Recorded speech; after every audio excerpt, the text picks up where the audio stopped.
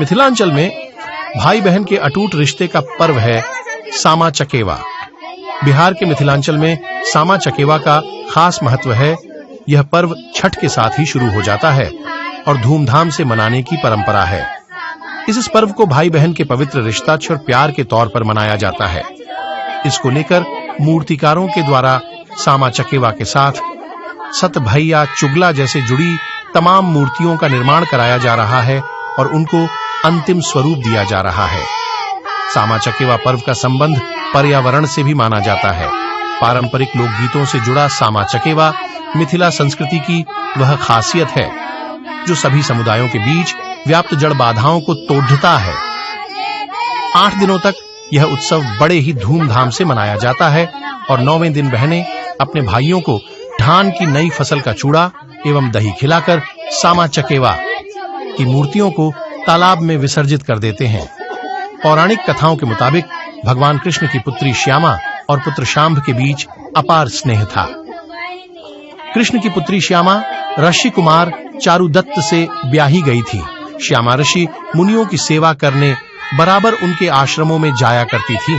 भगवान कृष्ण के मंत्री चुरक को यह रास नहीं आया और उसने श्यामा के विरुद्ध राजा से शिकायत करना शुरू कर दिया।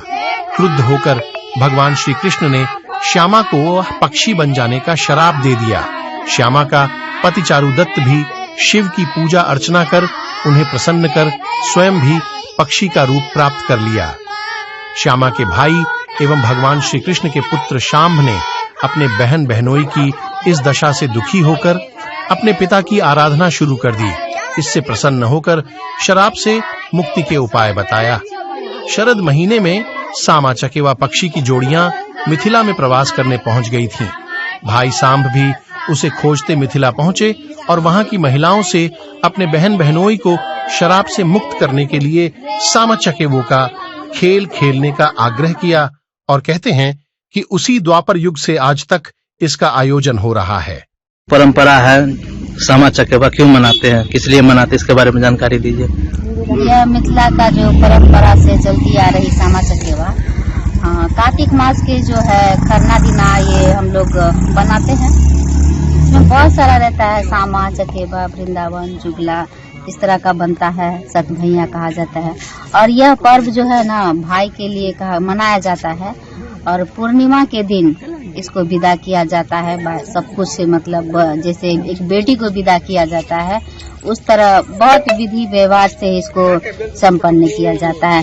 और जो है कि रात्रि को जैसे 10 महिला लोग मिलके 10 गांव की बेटी सब मिलके इसके भाई के लिए बहुत अच्छे तरीके से खेल कूद धूम मचा के खेला कूदा जाता है, गीत वगैरह सब गाया जाता है।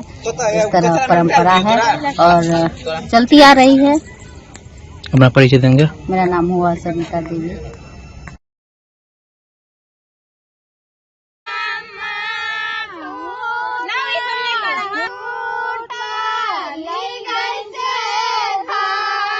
मधुबनी से संतोष कुमार शर्मा की रिपोर्ट।